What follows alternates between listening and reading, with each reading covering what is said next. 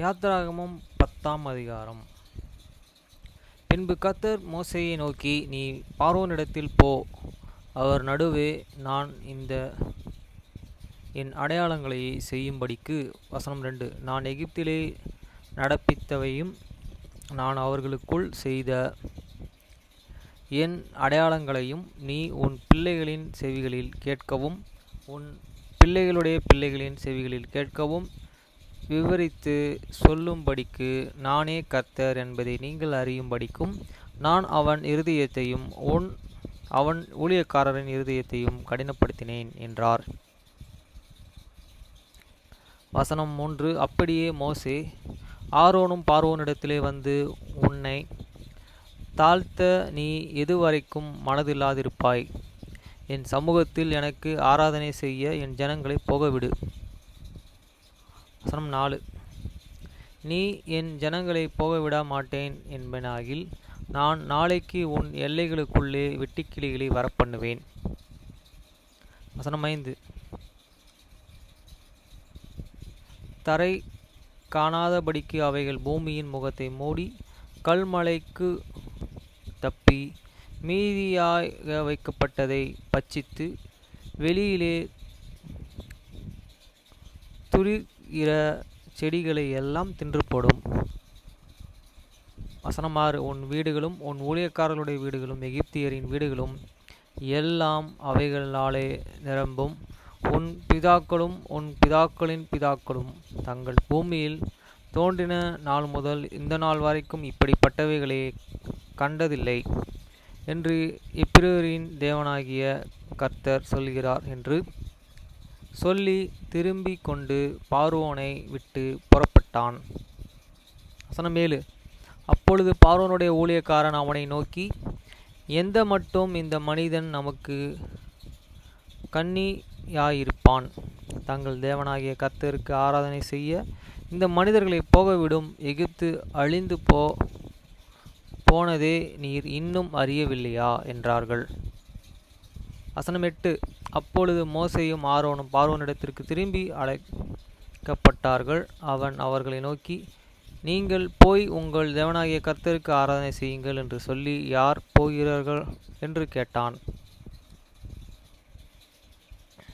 வசனம் 9. அதற்கு மோசே, எங்கள் இளைஞரோடும் எங்கள் முதியோர்களோடும் எங்கள் குமாரர்களோடும் எங்கள் குமாரத்திகளோடும் எங்கள் ஆடுகளையும் எங்கள் மாடுகளையும் கூட்டிக் கொண்டு போவோம். நாங்கள் கர்த்தருக்கு பண்டிகையை கொண்டாடுவோம் என்றான். வசனம் 10. அப்பொழுது அவன், நான் உங்களையும் உங்கள் குழந்தைகளையும் எப்படி விடுவேனே? அப்படியே கர்த்தர் உங்களோடு இருப்பாராக. எச்சரிக்கையாய் இருங்கள், உங்களுக்கு பொல்லாப்பு நேரிடும். வசனம் 11. அப்படியே வேண்டாம், புருஷராகிய நீங்கள் போய் கர்த்தருக்கு ஆராதனை செய்யுங்கள், இதுதானே நீங்கள் விரும்பி கேட்டது என்று சொன்னான். அவர்களோ பார்வோன் சமூகத்தில் நின்று துரத்தி விடப்பட்டார்கள். வசனம் 12. அப்பொழுது கர்த்தர் மோசேயை நோக்கி, வெட்டுக்கிளிகளின் எகிப்து தேசத்தின் மேலே வந்த கல்மலைகளிலும் அழியாத பூமியின் பயிர்களையும் எல்லாம் பட்சிக்கும்படிக்கு எகிப்து தேசத்தின் மேலே உன் கையை நீட்டு என்றார். வசனம் 13. அப்படியே மோசே தன் கோலை எகிப்திய தேசத்தின் மேல் நீட்டினான். அப்பொழுது கர்த்தர் அன்று பகல் முழுவதும் அன்று இரவு முழுவதும் கீழ்காற்றை தேசத்தின் மேல் வீசப்பண்ணினார். விடியற் காலத்தில் கீழ்காற்றின் வெட்டுக்கிளிகளை கொண்டு வந்தது. வசனம் 14. வெட்டுக்கிளிகளின் எகிப்து தேசம் எங்கும் நிரம்பி எகிப்தின் எல்லையிலே எங்கும் மிகவும் ஏராளமாய் இறங்கிற்று. அப்படிப்பட்ட வெட்டுக்கிளிகள் அதற்கு முன்னும் இருந்ததும் இல்லை, இதற்கு பின்னும் இருந்ததும் இல்லை.